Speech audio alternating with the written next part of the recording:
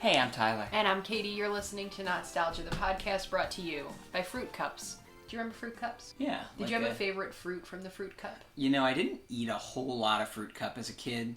Did you eat fruit or regular fruit? Yeah, there were a lot of apples going around in my household. But what was your favorite fruit from the Fruit Cup? Could you tell the difference between all the light tan fruits in the Fruit Cup? Everything was kind of like a light tan color. I think there was like a pear in there or something that was choice. Sometimes you get one with a cherry. That was always weird. Oh, I never Maybe seen it was a cherry like Fruit Cup. Just a red dyed piece of pear. Did something turn red? Was that like the blood of one of the workers who was making the Fruit Cup, do you think? As a kid, you always had the preference for like the highly sweetened like fruit in syrup cup, but then your parents would buy you like the fruit in water cup and you were like, Mom. Kate, have you ever seen Super Dave, Daredevil for Hire? No. Do you know who Super Dave Osborne is? I have no idea who this is. Okay, so a listener named Joe contacted us on Facebook and said, quote, "Suggestion for a show, Super Dave cartoon I remembered fondly from my childhood in the late 90s." And he sent us a link to the first episode, which we're going to watch today. But before we do, you need to know a little bit about Super Dave. Super Dave Osborne is a character that was created and played by Bob Einstein? I would go Einstein. And he's like an Evel Knievel style Daredevil. It's like a parody of Evel Knievel, who was very popular. Okay. And he was fully committed to this persona and would appear on like late night talk shows in character, like kind of like Pee Wee Herman, Larry the Cable Guy, that kind of thing. Sure. He first appeared on the John Biner Comedy Hour in 1972, which was a variety show.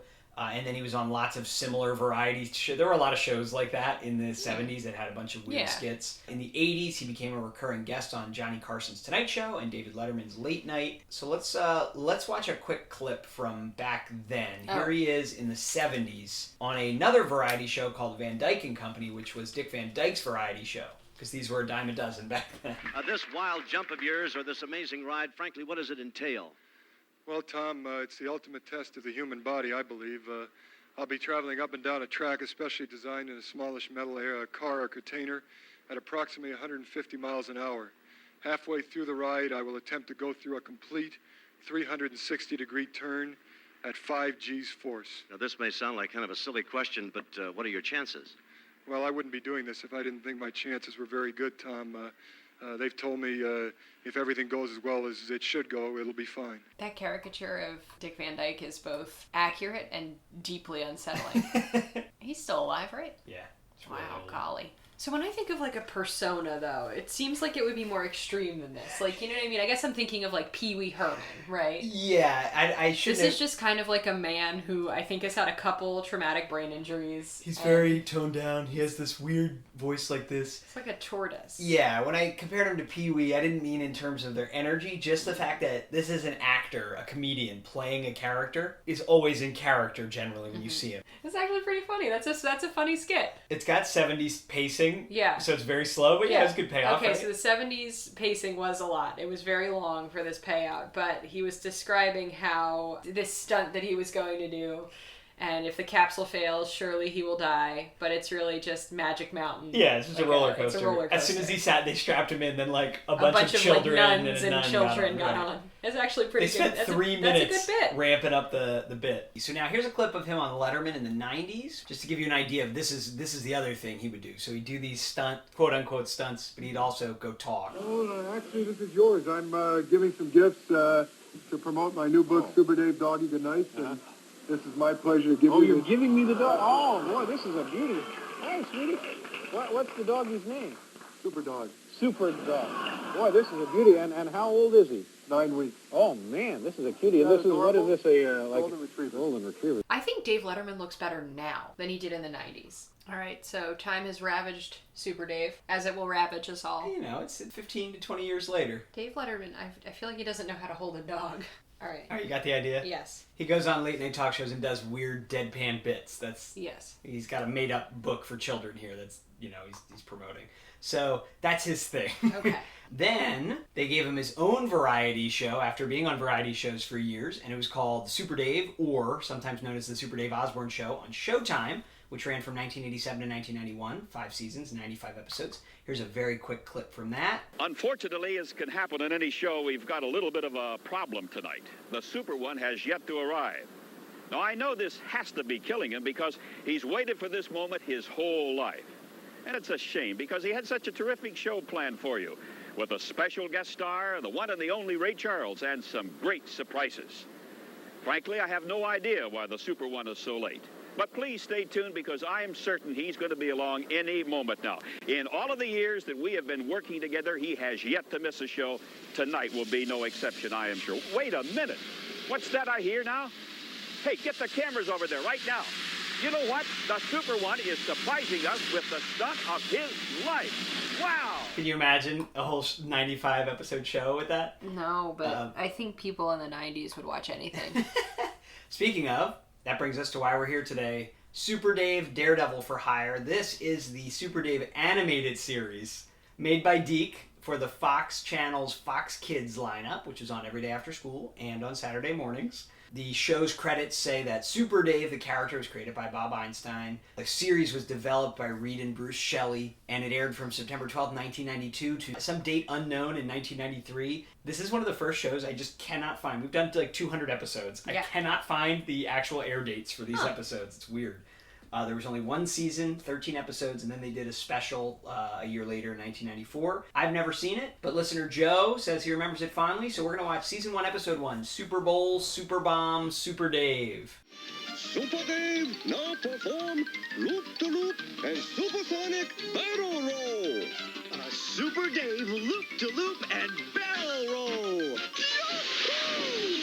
Oh, no! Now, Super Dave will skywrite birthday greetings to everyone having birthday. Oh, forget the birthday! Just get me back so I can find the bomb! Okay, Super. Let me turn on bomb detector, and I'll take you for sweep of stadium. Is his sidekick like an Asian racist caricature? Yes, and I have not pre-watched this, but there was controversy about the voice of this character, and they later redubbed it to make him less racially charged. So I don't know which version we're getting. Huh. I'm concerned about the voice, and I haven't even heard the voice yet. Yeah, he hasn't talked yet in the opening. I think we may be watching the original recorded version based on his sidekick's voice there. Alright, so they've introduced some kind of bird-based villain with literally no introduction. They're like, okay, here's a bird-based villain. Oh my god. It's really unfortunate. Yeah. Like, it's a really, really racist portrayal. Other than the racism that's going on, Super Dave is being swirled around in some wacky plane stunt. Also, like, maybe they should just tell the authorities. Oh yeah, Super Dave wants to single-handedly find this bomb that's going to go off at the Super Bowl. He probably planted it, like Richard Jewell. It's like Inspector Gadget's alcoholic cousin. He looks like he hasn't lived a healthy lifestyle. He's got a massive torso and little stick legs. Did you hear they said his name? What? Fuji. Oh, Jesus. Alright, so they've delayed the Super Bowl to dig this large hole. Did you prefer when he had no name, or now that you know his name is Fuji? I honestly can't decide. There's a weird juxtaposition between the 70s pacing and like the manic 90s pacing here. Yeah, and I can't tell if it's because the character has one foot in the 70s and one foot in the 90s, and both feet actively in racism. I like that little duck. What is this? Deflate gate? What am I looking at here? The bomb is in a football. Okay, so now we have real Super Dave. Yep. Talking to kids. So he just, in live action, started up this car and it exploded. And he was like, I'm alright, kids. Like, a little warm. It exploded so much that, yeah, surely he'd be burned alive. The whole car exploded. That's great, Super. Can you start it up for us now? Sure. Yahoo! Oh, I'm okay, kids. I might miss school Monday, but I'm fine. I'm a little hot. I'm okay. See ya. I don't know if I can get past, like, this really problematic depiction of Asian Americans, like, especially in 2021, my dudes. Well, yeah. Obviously, I agree with you. It's, In the 90s, this would have also been wrong. Yeah, definitely. I mean, it only lasted 12 episodes, and that may have had something to do with it. I would rather, based on what we watched today, having never seen anything Super Dave ever did before today, I'd way rather watch these old variety show sketches than this cartoon. I don't know. What a weird idea, because I guess these sketches... Because I actually laughed at him going up the roller coaster. Like, that was pretty funny. I guess this character would be funny for kids. I just can't figure out why they made a cartoon in the first place. Okay, so yeah, super sorry, Joe. Joe, I'm Joe, sorry. you might want to revisit this. Yeah, I can't get past it. And listeners, instead of maybe spending your time watching a problematic depiction of Asian American Pacific Islanders, or really any group, maybe you could educate yourself on some anti-racist resources. Yeah, we're not doing a great job. We're not doing a great job stopping Asian hate right now by watching Super Dave, Daredevil for Hire. Yeah. Super Dave, racist for hire. So, that's Super Dave, a show that has some funny sketches, some funny bits that are tainted by racism and caricatures. Let us know what to watch next. You can email us, nostalgia@AOL.com, contact us on Facebook like Joe did. Thanks, Joe. But Joe, you might want to watch this. Tweet at us, Instagram at us. Is that a verb? No, babe. People don't say that. Instagram at us. On our, I heard this on the radio the other day, on our socials. Just go to our website, www.nostalgia.org, to find all our past episodes.